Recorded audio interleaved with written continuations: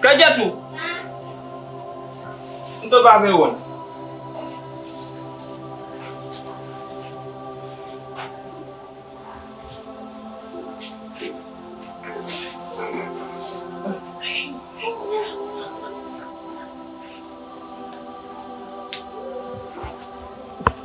Anto ronda.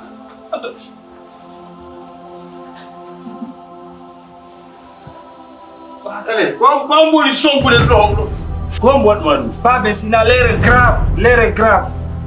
Babe minno mi yalti ka hore lawol ni fotti e goddo o toñiri la ni tum on fami après ba o toñila mi yeyi direct ka police mi yeyi don police de ko o fena la mun lan ka mar grade jaka man de grade ha kuntum wala après no bay na mi yeyi babe o hendi lan o nati yang ha yoni o yi fop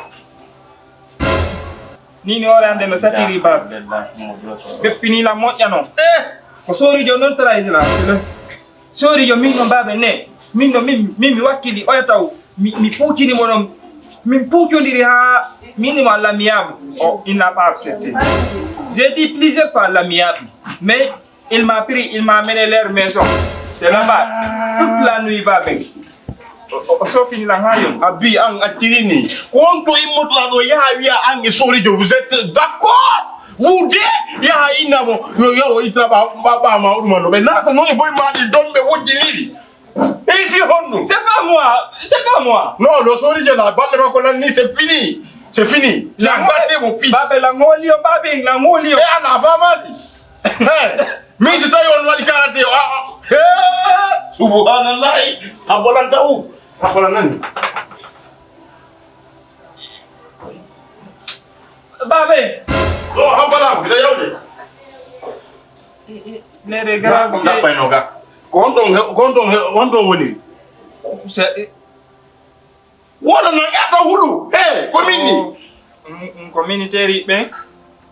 Parce que ka be on borni be teni ji ha ko jino ton. Minon ko be baleji be mi demu. Baleji be. Ayo benate bu mali anda kon bonate ma ton. La wala do hala. Non, babe, on fait mal, mais haddu contrat ha gasi. Ba mais haddu contrat il m'a trahi. C'est là-bas, c'est la trahison. C'est pas moi, c'est la trahison. Wono na ya baba. Ngakwa ngalanga helo ni ka kondi. Fop ça va pas babe. Oji gene. Na ti de ga baba. Na. Bon ma bot mali boili ke baba. Ena tira le masama kala fes. Bo sori peto ete va kabe ko.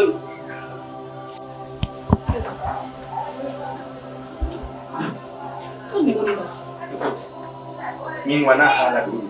Où tu connais le jeune? Même miandao wo mec jo mona hande, je ne le connais pas. Am goto areni tundarna ma hede ngender auto. Et puis l'intéressé vient avec un policier puis toi tu as l'audace de me dire qu'andamo. Je t'assure, billahi wallahi miandao. Mi miandao, je ne sais même pas de quoi il parle. Tu sais pas? Billahi miandao. Tu sais pas? Hakunde yanda miandao. Tu le sauras tout à l'heure. Na anda? Miandao. Anda itu atau? Anda ka? Miandao, let me. Ida minno andi mika. Ida andi mika. Abu talando de jo left. Viens. Lève-toi.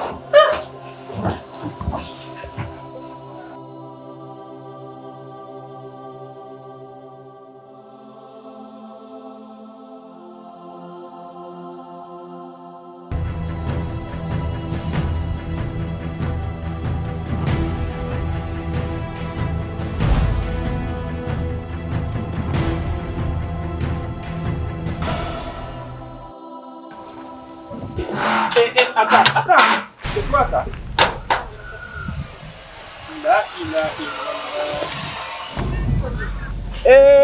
Non, ça fait quand on dit l'air grave, c'est grave.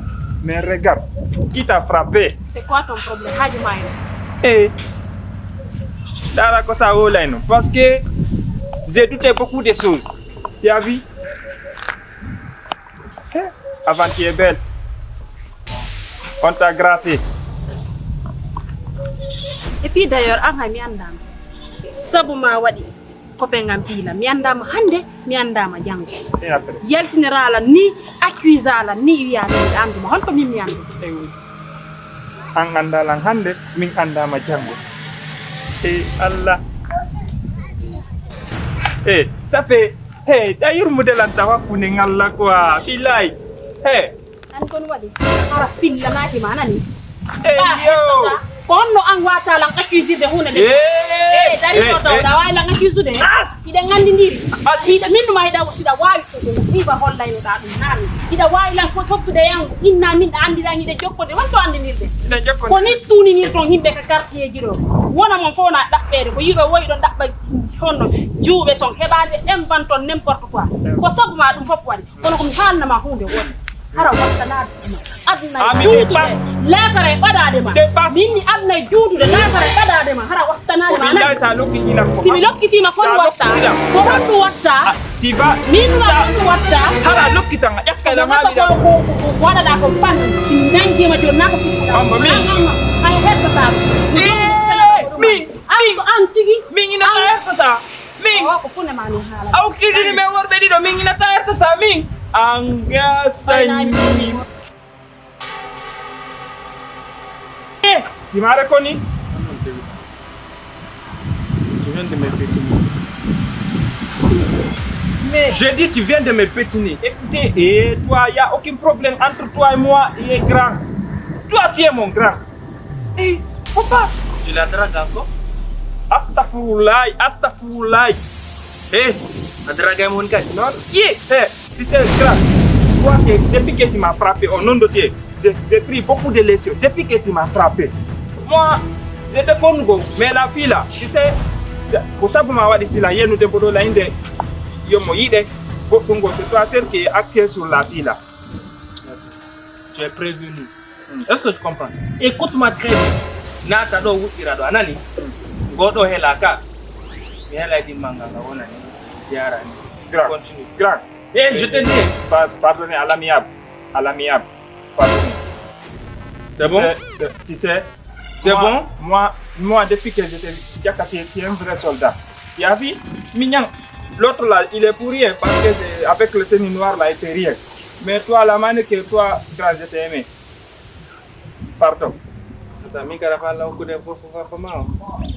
Aya, mon grand, il est grand. Enfant terriment, je sais pas de la casse-toi frère. Ok, merci. Casse-toi je dis. Tu te casses pas?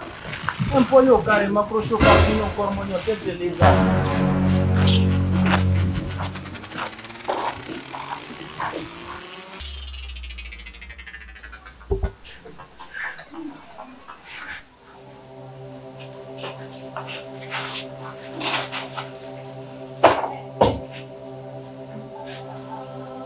Et toi là, qu'est-ce que je t'ai dit? Il y a quoi encore? Il y a quoi encore tu ne sais pas? Anda, qu'est-ce que tu foutais avec ce malfrat là sur la route? Quand on est discute de toi? Encore là, on va éviter quoi? Si éviter, mais d'ailleurs, je sais pas il y a rien. Tu sauras parce que à Halana Langonga, quelque chose qui ne tourne pas rond. Et pourtant, il y a rien, je te dis. Il y a rien. Il y a rien, je te dis. Il y a rien. Koko jukura découvre. Qui paye magasani.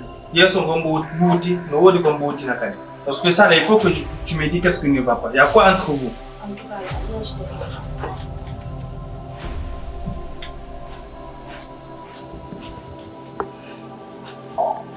Officier, ko jam dunga dimendo.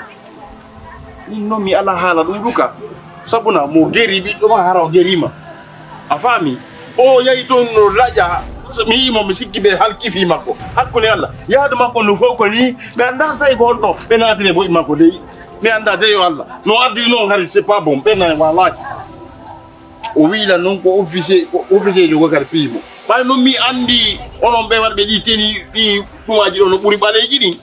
Mi fala ye yow rabota non lammo yandi ata non lammone voilà no holi gonga mon ko gonga gonga me won commandant andi o mingo tungo mi andi ko wada be gere be kono ngi don fo voilà est-ce qu'on famille mais katiki menen min no labani mi post o la o ukka ko labi post est-ce qu'on famille oui o ala ko dum manaki enen mono mari galonji jelu ko colonel ko galo di jelu ko tati ka ko nay ka ko di jelu Oh non, hay gotol wala.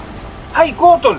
Holurɗa on gotol ala holurɗa on ukkuma on problème oya Papa, si l'air est grave, lere grave Problème peut tomber sur toi, sans connaître. Oui, T'as compris, commandant? wallahi Hein? Moi, si on parle là-bas, mon bouche de mon papa,